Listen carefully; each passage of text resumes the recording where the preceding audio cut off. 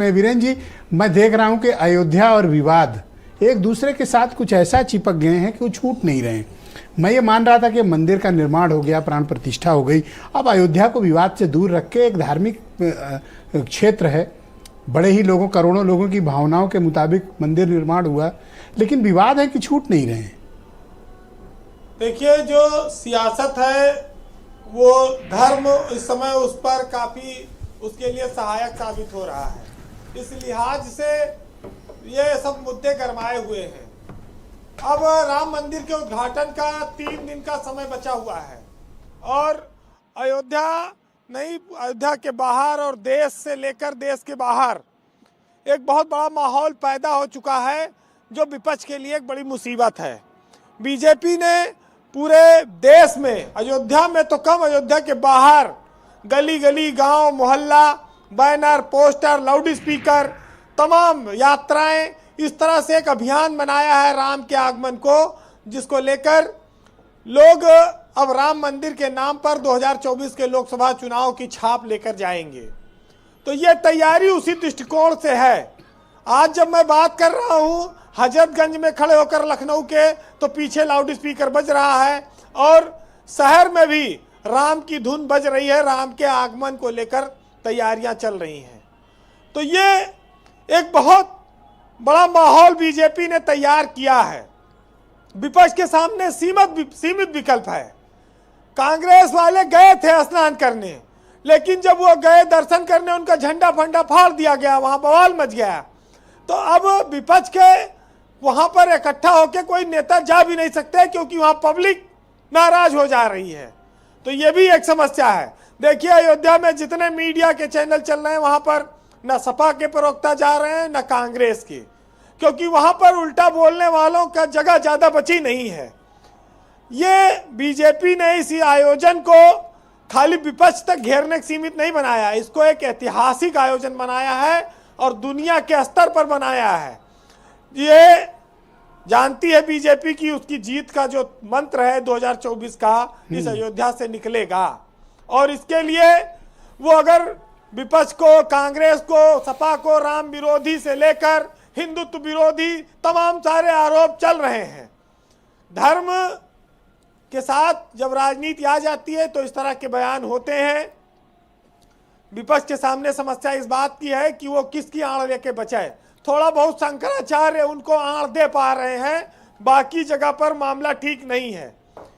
अयोध्या की बात जहां तक है, ब्रजेश जी, जब वहां आप पहुंचे तो अयोध्या के विकास में रात दिन काम चल रहा है। एक त्रेता युग की तरह एक माहौल बनाया जा रहा है वहां पर, और लोगों को वहां पर तमाम इस तरह की झांकियां भी देखने को मिल रही हैं। राम के बाल्यकाल से लेकर सीता स्वयंवर और भगवान राम के राज्याभिषेक की तमाम सारी तस्वीरें आपको पग पग पर अयोध्या में इस समय देखने को मिलेंगी जी। और ये अनुभूति कराने की तरह है, एहसास कराने की तरह है कि राम जैसे एक बार लंका विजय करके अयोध्या आए थे, उसी तरह से उनके आगमन को भव्य बनाया। एक राजनीतिक सवाल ये है वीरेंद्र जी, केजरीवाल तैयार हैं लेकिन उनको इनविटेशन नहीं आया, करें जी हमको तो बुलाया नहीं, हम तो आना चाहते हैं। जो आना चाहता है उसको कार्ड नहीं मिला। ये बात सही है। केजरीवाल बीजेपी के लिए लोहे से लोहा काटने वाले नेता की तरह बनते जा रहे हैं। मिल जाए इनविटेशन पक्का आएंगे, मुझे लगता है। हाँ, अगर गलती चला से जाए भेज दें निश्चित आ जाएंगे वो। अब वो बीजेपी और संघ के लोग न्योता बांट रहे हैं, उनको पता है कि किसको न्योता देने आएगा, कौन नहीं आएगा। अगर दे दिया तो यहाँ के रायता फैलाएगा, तो उससे अच्छा है कि दूर ही रहो। ब्रजेश जी, बीजेपी कांग्रेस पर, विपक्ष पर हिंदू विरोधी होने का लगातार ठप्पा मार रही है और ये ठप्पा से बचने की कोशिश कर रहे हैं। इस देश में भाजपा को तो देखिए, जब जब जरूरत पड़ी, भंवर में फंसी, उसको हमेशा राम ने उबारा, राम का सहारा मिला।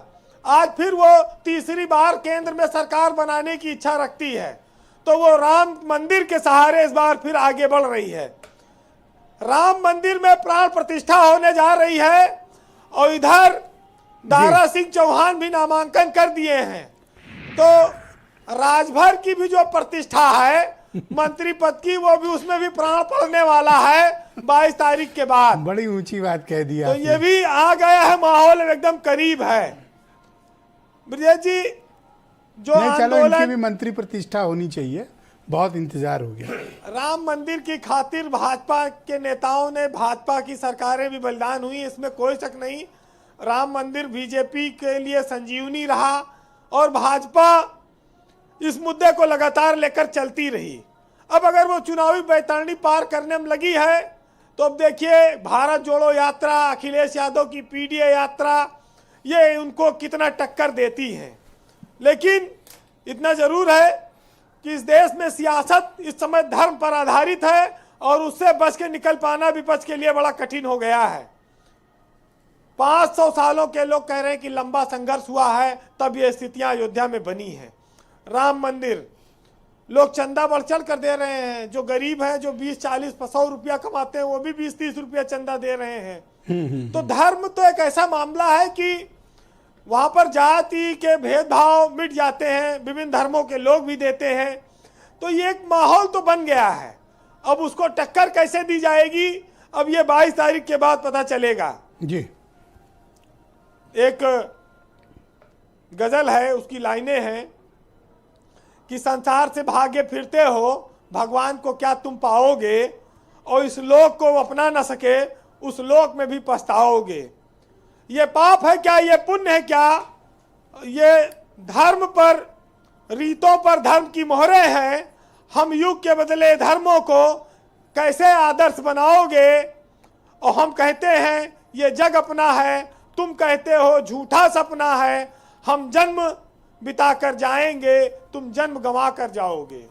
बहुत शुक्रिया वीरेंद्र जी, आपका बहुत बहुत धन्यवाद ग्राउंड जीरो से हमारे साथ जुड़ने के लिए। अयोध्या की बातें, अयोध्या की राजनीति